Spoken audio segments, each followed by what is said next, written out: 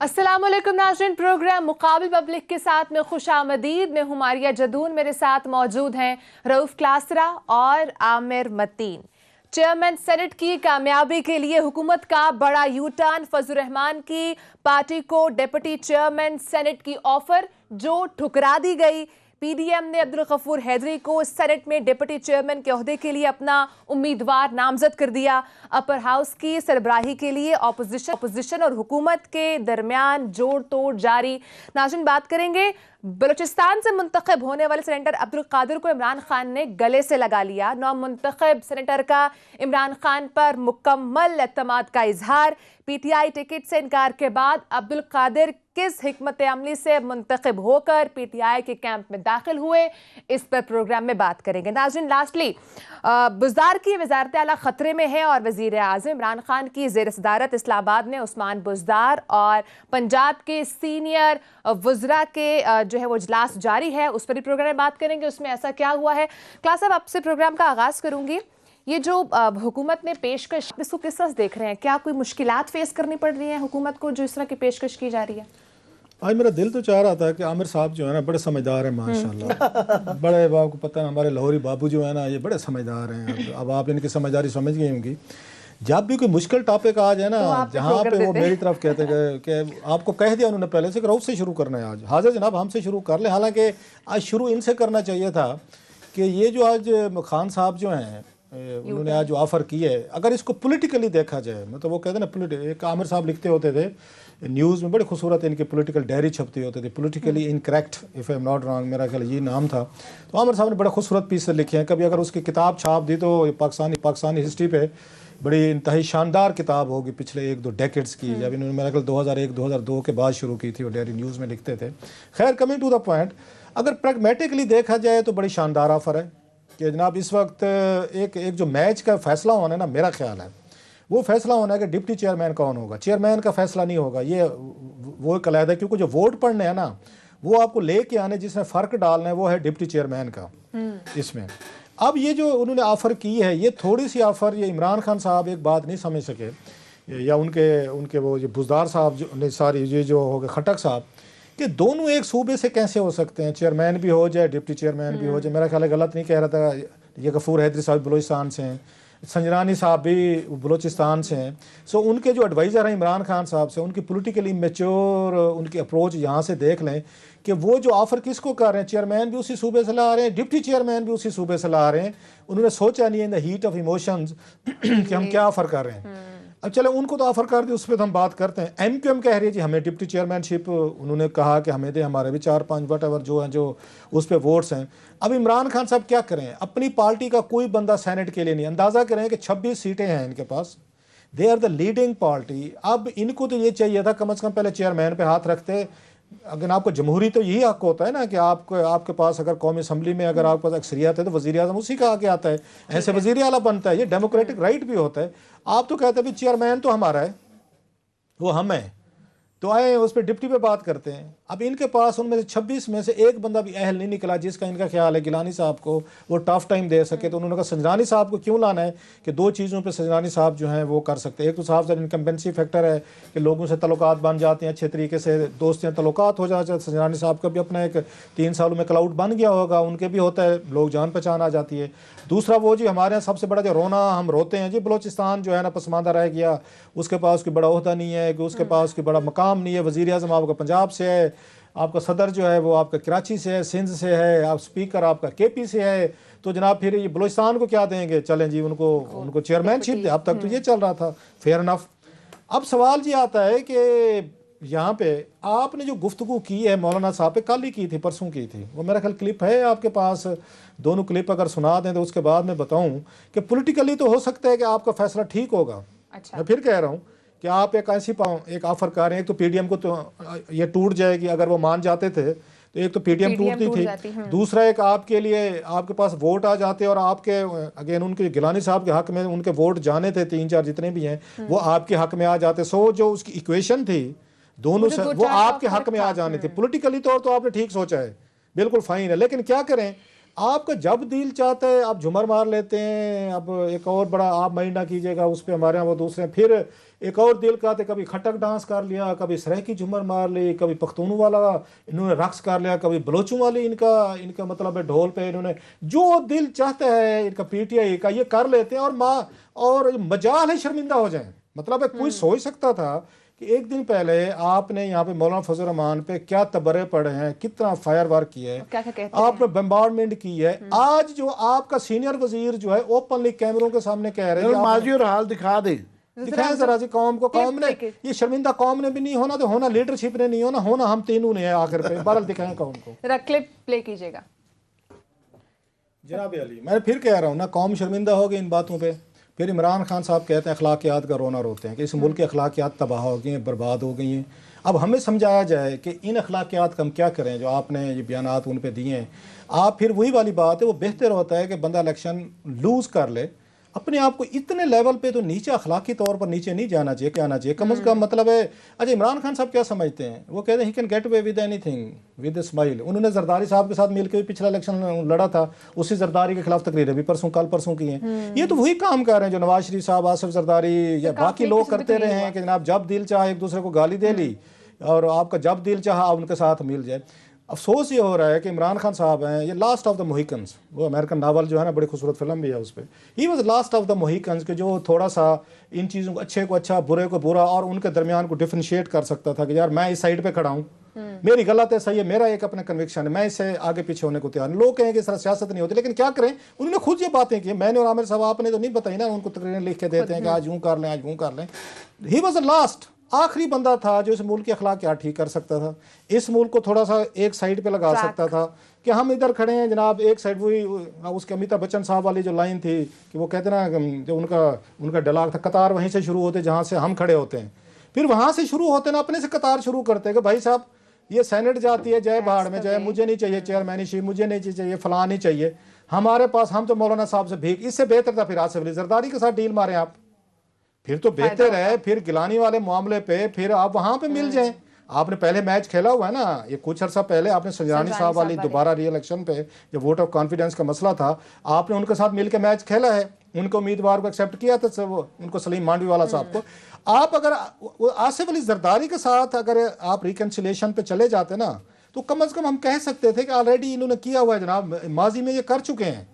और मौलाना के साथ जितना आपका जाती है, इट्स नॉट ए वो बिजनेस नहीं, it's not a business, it's a personal.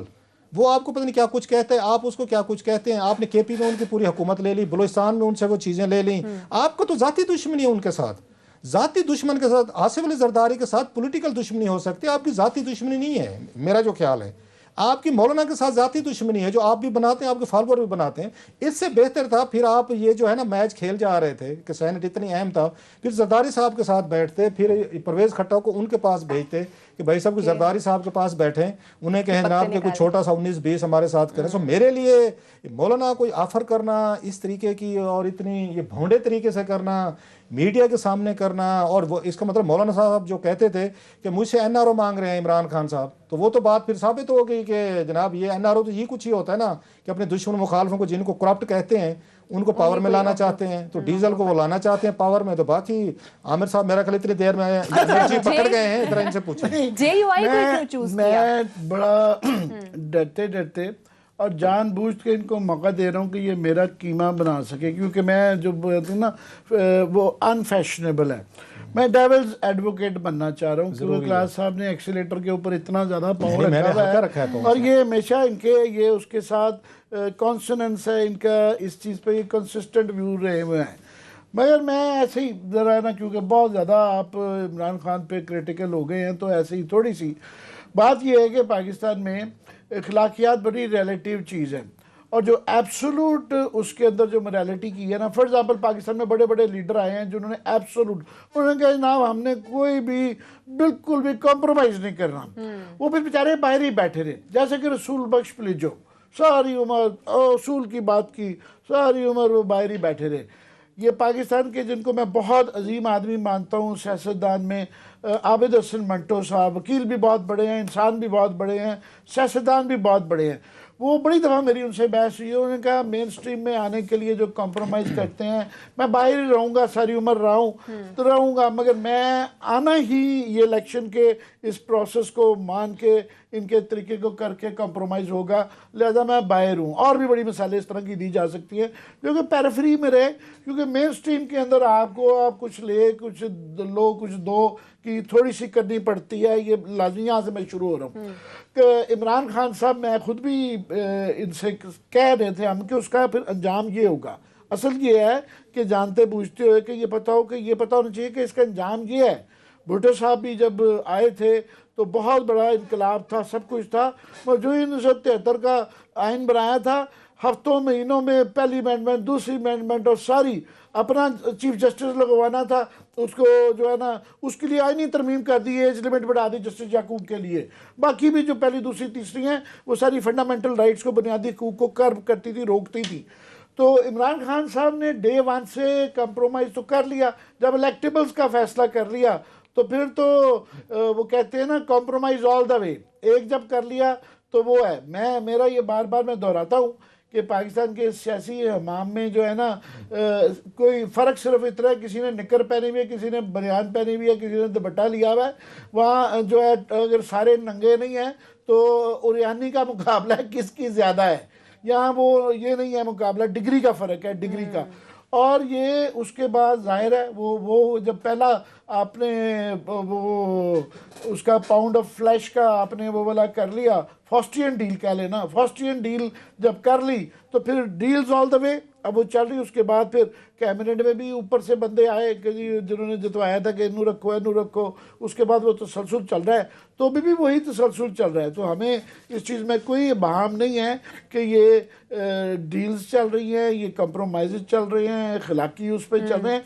मैं तो कह रहा हूँ चलो अखलाकी वो तो हो गए, अब मैं इंटरेस्टेड हूँ कि अखलाकी कंप्रोमाइज़ के बाद कम से कम कुछ सियासी चाल तो अच्छी चल रहे हैं आप, ठीक है, आपने पावर ले ली, वो है। अब मैं इसके अंदर जो है अखलाक का बिल्कुल इसके अंदर कोई वो नहीं है, यही पर एक मुझे शक पड़ता है कि परवेज़ खटक साहब का एक ऑरा है कि वो देखने में बड़े संजीदा लगते हैं, बड़ा उनका एक्सप्रेशनलेस फेस होता है, मगर वो उनके मतलब जो ज़ाती तौर पर उनको जानते हैं वो कहते हैं वो नहायत ही ठट्ठा लगा के बड़े खुश रहते हैं, जुगतबाजी और ये जो है ना लाइट ह्यूमर है उनकी, अपनी बड़ा सटल किस्म का ह्यूमर है। तो वो थोड़ा सा मजाक भी कर रहे थे, हल्का सा सीरियसली भी ऑफर कर रहे थे, मजाक भी कर रहे थे, साथ साथ हंसते हंसते कि आ जाएं आप जो है। अच्छा। मेरा ख्याल है क्योंकि अगर आना भी चाहें, गफूर हैदरी साहब को डिप्टी चेयरमैन बनने का मेरा ख्याल है बड़ा शौक होगा, मगर पुराना फजलुर रहमान तो नहीं कर सकते ना, इतनी बड़ी डील नहीं मार सकते हैं कि पूरी PDM को, वो तो सेनेट के इलेक्शन ही नहीं चाह रहे थे कि तहरील हो जाए, पार्लियामेंट तहरील हो जाए, तो अब वो तो नहीं कॉम्प्रोमाइज़ होता। पर मेरे ख्याल में मसला है 2 वोटों का। टोटल जो है ना इस वक्त जो वो चेयरमैन के इलेक्शन आए हुए हैं 2 हैं, और आपने बिल्कुल ठीक कहा कि डिप्टी की अगर सीट दे के वो 2 वोट मिल जाएं तो काम बन जाता है। ये है, बात कर रहे हैं हम ईमानदारी से, पार्टी वायलेशन के बगैर, वो दूसरे तरीके पे आते हैं। तो मेरा ख्याल है ऑप्शन JUI तो नहीं है, पार्टी उनके पास जो जिस पे वो जोर लगा सकते हैं और उनको इस मसले से निकाल सकती है, क्योंकि जमात इस्लामी सिर्फ एक वेट है, उनको कम से कम 2 चाहिए, 3 भी हो सकते हैं मगर 2 तो पक्के चाहिए ना। वो BNP अख्तर मेंगल के तरले दोबारा कर लें, क्योंकि अख्तर मेंगल साहब जो हैं वो गुस्से में हैं, पहले भी इनको वोट दे चुके हुए हैं, उनके तरले मिनतें करके अगर मनवा लिया जाए, उनको डिप्टी चेयरमैनशिप की वो भी दे दें। वो जो आप कह रहे हैं ठीक है, एक सूबे से 2, मगर ये अभी क्योंकि जब पावर पॉलिटिक्स आ जाती है फिर ये सूबाई ये वाला मामला नहीं देखा जाता। ये पहले भी देखे ना, सजरानी साहब तो वो थे, उसके बाद पहले गफूर हैदरी साहब भी रहे हुए हैं, 2 एक रहे हुए हैं माजी के अंदर भी। तो वो एक चांस है, या फिर नून लीग के ही हैं कि क्योंकि यहाँ पे लोगों ने करोड़ों रुपए खर्च के पावर लॉबीज के बैठे हुए हैं, उनकी कोई काफ़ी सारे दर्जनों सेनेटर्स हैं दोनों पार्टीज़ में, जिनकी कोई पार्टी नहीं है, कोई नज़रिया नहीं है, उनके ठेके हैं। कंट्रैक्टर लॉबी को 10 कंट्रैक्टर तो आप भी जानते हैं, मैं भी जानता हूँ, उंगलियों में गिनवा देंगे, जिनके एक साल के 10-10, 20-20, 40-40 अरब रुपए के ठेके होते हैं। तो उनके लिए उनको गवर्नमेंट की साइड पे रहना, गवर्नमेंट उनको बहुत oblige कर सकती है, वो गवर्नमेंट के अगेंस्ट नहीं जा सकते। तो वो तो अगर पार्टी, हम तो कह रहे हैं ना, ऑन पेपर नज़र आए कि ईमानदारी हुई है, वरना वो 3-4 ऑलरेडी आई एम श्योर तैयार हो चुके होंगे ठेकेदार किस्म के सेनेटर जो है, जो कि गवर्नमेंट को दे देंगे। मुझे लगता है बुरा होगा, मगर मुझे शक पड़ता है कि संजनानी साहब इलेक्शन जीत जाएंगे। लंबी बात की छोटी बात वो ब्रेक का टाइम है, चले ब्रेक ले लें। मैं जरा दोबारा कुछ आमिर साहब ने जो गुफ्तगू फरमाई है ना, आपका कोई जरा आगे इस पे ये मैं मैंने जवाब कहा था देना ना, ठीक है, काउंटर कीमे के आर्गुमेंट लिए है। मैं फॉर्डर दे रहा हूँ, ये फॉर्डर। चाहूंगा। आपको पहले मैंने कीमा नहीं किया था, अब आता है थोड़ा सा, अब आपकी इजाजत से पहले क्लास नहीं साहब किया का था। क्या काउंटर आर्गुमेंट है, ब्रेक के बाद उस पर भी बात करेंगे। नाजरीन, इस पर भी बात करेंगे जो पीटीआई से टिकट लेने वाले, जब उन्होंने इनकार किया था टिकट लेने से और पाकिस्तान तहरीक इंसाफ ने उनको टिकट नहीं दिया था, अब्दुल कादिर साहब की मैं बात कर रही हूँ, आप वो फिर से पीटीआई का हिस्सा बन गया, उस पर भी बात करेंगे, साथ रहिएगा।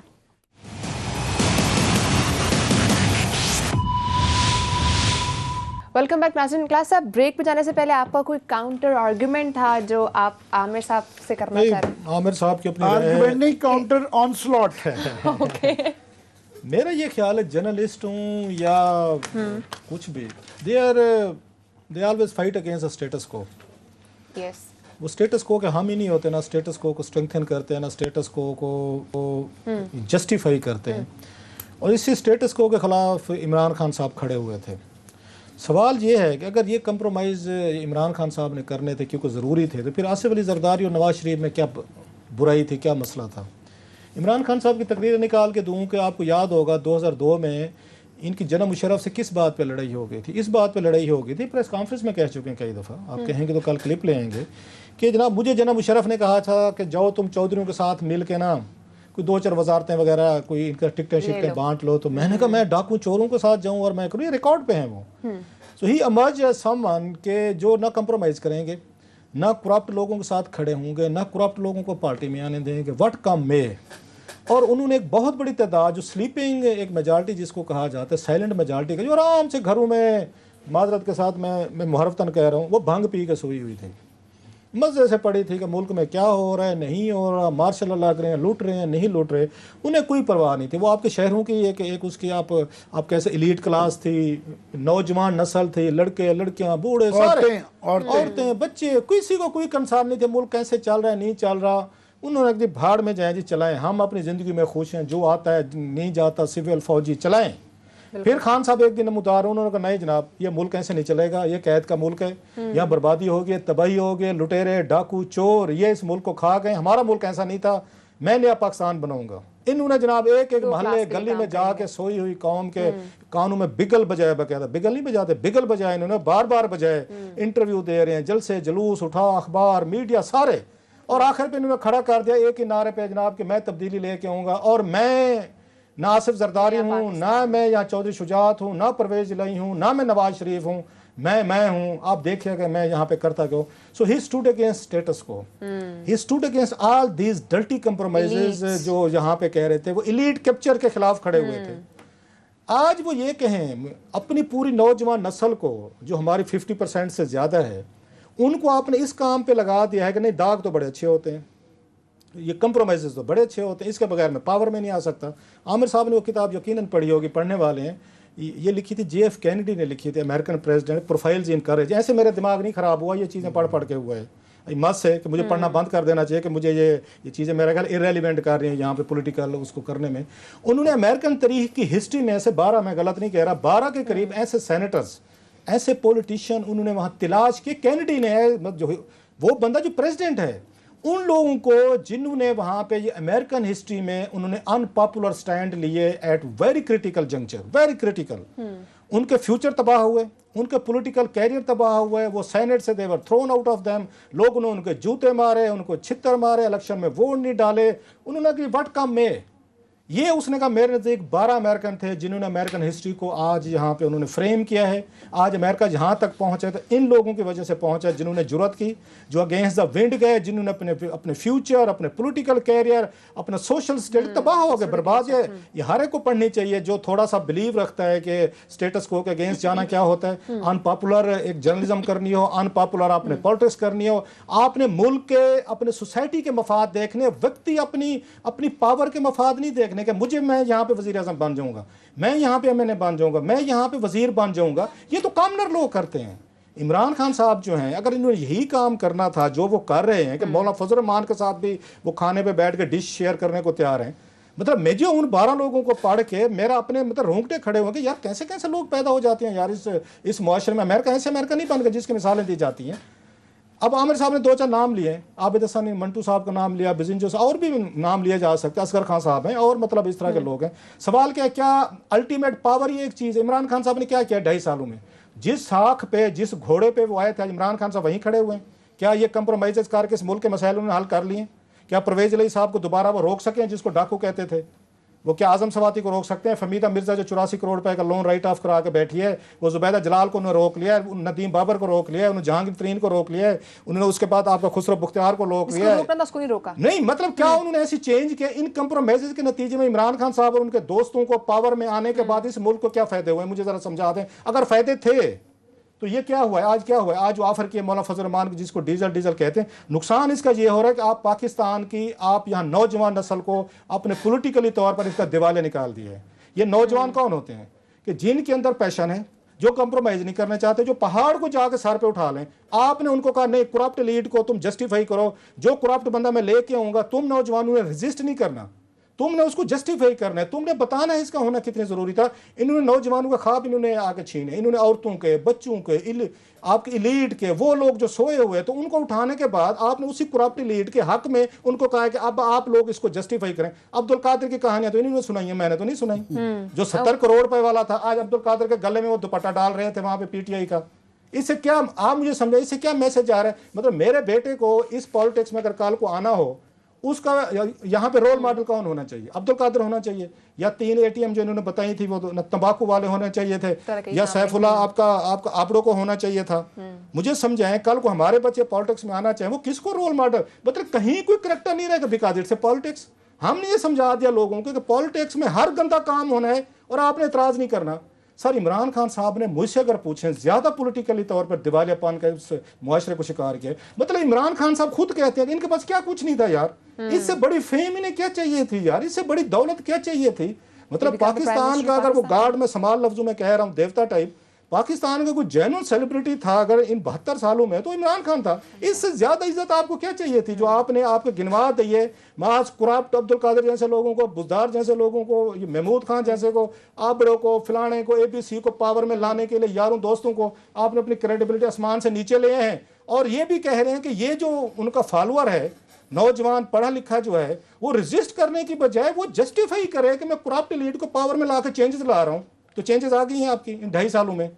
सो मेरा आमिर साहब से ये है कि इमरान खान साहब अगर स्टेटस को के खिलाफ लड़ाई बंद कर गए हैं, सरेंडर कर गए हैं, फेयर इनफ, क्योंकि उन्हें पावर चाहिए थी, तो मेरा ख्याल आमिर मतीन साहब को और मुझे इस स्टेटस को के खिलाफ, ऐसे पॉलिटिकल फोर्सेस के खिलाफ हमें सरेंडर नहीं करना चाहिए। हमें उसमें वो कहते हैं नकार खाने में तूती बजाती रहनी चाहिए, चाहे 2 लोग सुने चाहे हमें 4 लोग सुने। हमें इनके एक्ट्स ऑफ ओमिशन कमीशन और पॉलिटिकल जो इनका हुआ बैंकरप्सी है उसको जस्टिफाई नहीं करना चाहिए। आज इनसे जस्टिफाई करवाएं कि अब्दुल कादिर को जो उन्होंने वहां दुपट्टा पहनाया है, ये बनी गाला में, वो ठीक किया है। किस हिकमत अमली से वो PTI का हिस्सा? मैं भी ये सरेंडर तो दूर की बात है, मैं तो सिर्फ जो हकीकत हाल है वो बता रहा हूँ कि ये सूरत हाल ये है।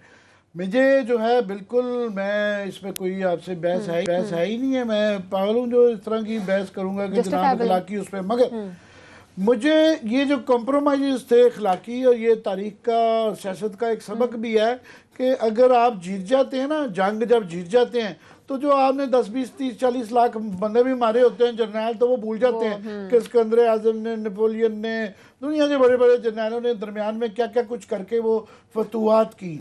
यहाँ प्रॉब्लम ये है कि आप वो सारे कंप्रोमाइज भी किए जा रहे हैं और आप डिलीवर भी कुछ नहीं कर रहे। ये अखलाकियात के नारे हैं कि जो फॉर एग्जांपल आज जो है, मैं जिस पे अगर आपके पास टाइम है, कि आज कैबिनेट की मीटिंग हुई और 10 वजीर बैठे हुए, ब्यूरोक्रेट्स बैठे हुए, पे दर पे आज प्रेस कॉन्फ्रेंसेस हुई हैं और वो टोटल झूठ बोलते रहे।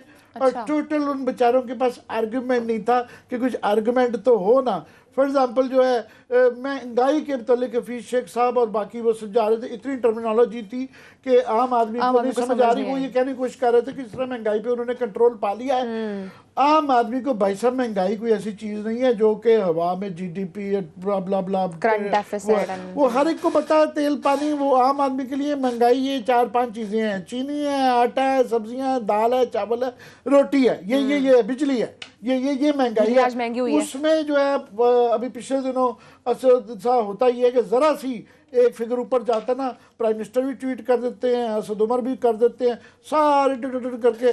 और हमारे जो बाकी इनके फैन क्लब है, माजरत के साथ हमारे दोस्त अकबर चौधरी साहब आजकल अमेरिका से आए हैं, इमरान खान साहब के बहुत दोस्त, गुरबत के साथी, गुरबत तो नहीं थी कभी, जब ये गुरबत चौधरी साहब की गुरबत, इमरान खान साहब की गुरबत नहीं फाउंडेशन, जब ये शौकत खान फाउंडेशन के लिए चंदा मांग रहे थे तो वो बेचारे साथ थे। वो मुझे कह रहे कि तुम लोग क्लासरा साहब और तुम जो मर्जी कहते रहो, तो वो इनका जो फैन क्लब है ना, खास तौर पे बाहर है अमेरिका में, उन्हें क्या वो तो तुम जो भी अच्छा करो बुरा करो सनम हम तो तेरे हैं। वो कह रहे हैं कि वो कोई भी कर ले ना करे कुछ भी, वो जो है तो ये खराबी हो गई है। उनका डॉलर वो 160 इनका जो नौजवान या औरत जो थे, औरतें जो वोटर खास तौर पे, मेरा ये ख्याल था जो कि मैं गलत था कि वो एक क्रिटिकल जो है एनालिसिस जरूर करेंगे, एक प्रेशर रखेंगे कि इमरान खान साहब आप ये नहीं कर सकते हैं।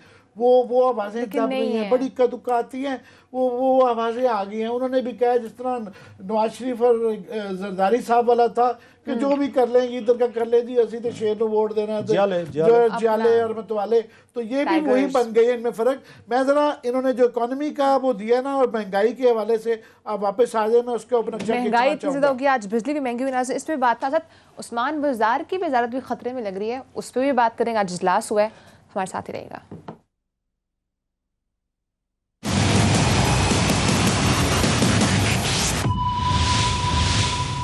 वेलकम बैक नाज़रीन। आमिर साहब, हमने जो बातें की हैं, इमरान खान साहब अगर इखलाकियात की बात करें या पॉलिटिकल गेन की बात करें, बिसाइड्स दैट जो महंगाई है वो नहीं कंट्रोल हो रही है। मैंने कहा कि अगर ये सारे जो इखलाकी कंप्रोमाइज़ कर रहे हैं ये काफ़ी हद तक माफ़ हो जाने, लोगों को भूल जाते हैं। अगर ये डिलीवर कर रहे होते, और ख़ास तौर पे इकोनॉमिकली डिलीवर कर रहे होते हैं, मुझे अब सीरियसली शक पड़ गया इनके ऊपर कि ये 2.5 साल में, मेरा ख्याल था शायद आखिरी रास्ता मैक्रो ठीक कर रहे हैं, आखिरी चौथे 5वें साल में शायद बेहतरी आ जाएगी। अब मैं बहुत ज़्यादा मेरे शकूक जो है ना वो बढ़ गए हैं। उसकी वजह ये है कि इमरान खान साहब बिल्कुल एक अशराफिया, एक सेठ माफिया के नरगे में आ चुके हैं। उन्हें पता भी नहीं चल रहा कि उनसे वो क्या क्या काम करवा रहे हैं। उनको वो एक झूठा लारा करा देते हैं। एक तो वो सानिया बीबी हैं, वो उनको पनाहगाह ले चलती हैं, वो एक दफ़ा रोटी खाते हैं, उनको लगता है कि वो मसले हल हो गए, और वो उनको साथ में जी वो एहसास आइडिया नहीं था, सानिया बीबी जो भी है वो अच्छा काम कर रही हैं, बड़ा अच्छा कर रही हैं, कम से कम बड़ी संजीदगी से कर रही हैं। मगर टोटल पनाहगाह, टोटल एहसास प्रोग्राम इनके जो है, इन्होंने डेवलपमेंट फंड्स टोटली, क्योंकि अभी फिलहाल कट डाउन कर दिया उसका बजट, तो टोटल ये है वो पीनट्स है, वो 200-300 अरब रुपया है। जो ये 2,000 अरब रुपए के टीके एनर्जी में लग रहे हैं, कॉटन क्रॉप में लग रहे हैं, अवाम से जो ये खुशहाली जो जानी थी, किसान को तकरीबन 2.5 अरब रुपए की फूड क्रॉप्स इंपोर्ट कर चुके हुए हैं। अगर ये 2.5 अरब रुपया अगर अवाम के पास ये चला जाता तो ये खुशहाली हो जानी थी, बहुत ज्यादा हो जानी थी, और मुल्क की इकोनॉमी भी ठीक होनी है। आज बिजली फॉर एग्जाम्पल, अब बड़े उनको बेशर्मी के साथ मैं कहूँगा कि उनके वज़रा बैठे जो है ना, हफीज शेख साहब अभी इलेक्शन हारने के बाद वो डिफेंड कर रहे थे, और आज के दिन महंगाई को, और आज के दिन ये 89 पर यूनिट 89 पैसा बढ़ा दिया, तकरीबन 1 रुपया रोज बिजली बढ़ा दी। हम अवाम जो है शायद देने के लिए तैयार हो जाए अगर ये लगे कि वाकई ये जायज़ है, वाकई मुश्किल हालात। हम ये पिछले 2-4 साल से रो रहे हैं कि ये मैन मेड है। जब तक आप उसको सारों को जो इसके अंदर शामिल है, कार्टेल्स, माफिया, बाबू, पॉलिटिशियन, उनको निकालें, आप उनके खिलाफ एक्शन करें। आपने इमरान खान ने जब गरीब को देना होता है ना, तो वो सब्सिडी, तो वो इतना सा दिल हो जाता है। जब अमीरों को देनी होती है इतना बड़ा दिल, इतनी छाती छप्पर इनसे भी ज़्यादा बढ़ जाती है उनकी।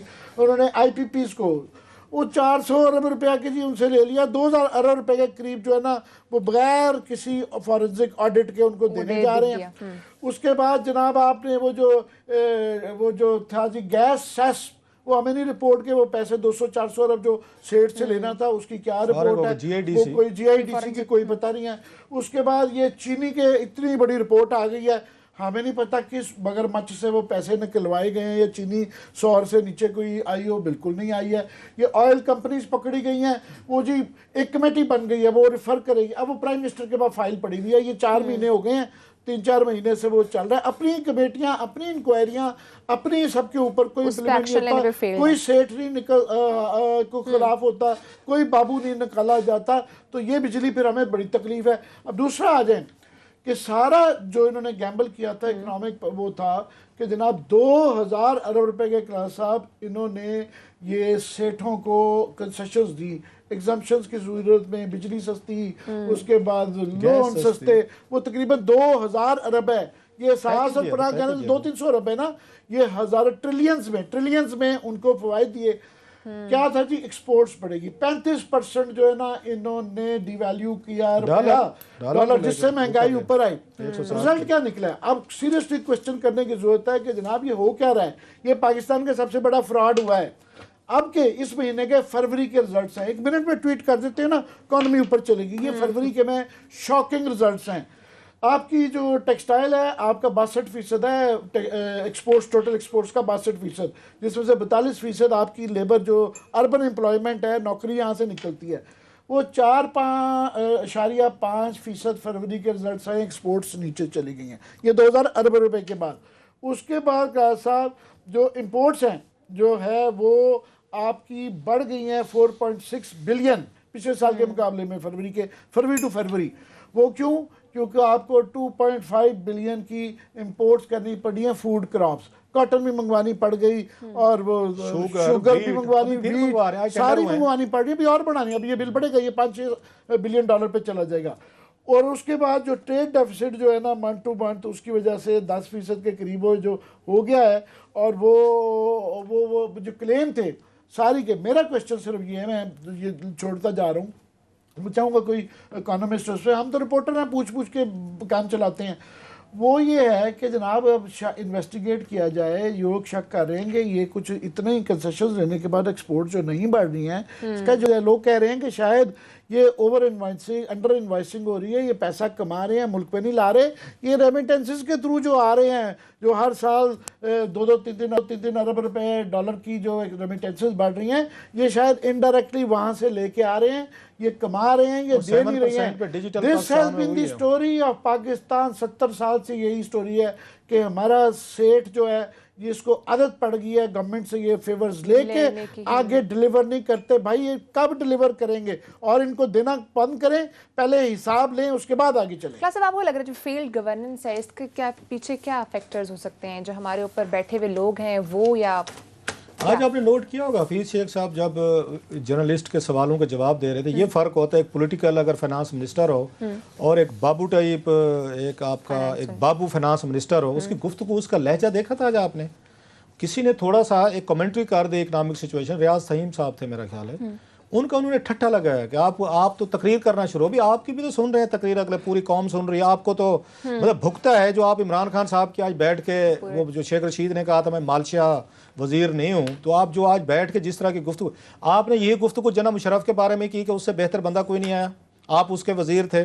PTCL वाले पैसे जो फंसे हुए ना, $800 मिलियन वहाँ पे इसके UAE के पास, वो शेख, ये आपके हफीज शेख साहब की वजह से फंसे हुए हैं। किसी वक्त मुझे याद दिलवाएगा, मैं इनकी पूरी कहानी सुनाऊंगा।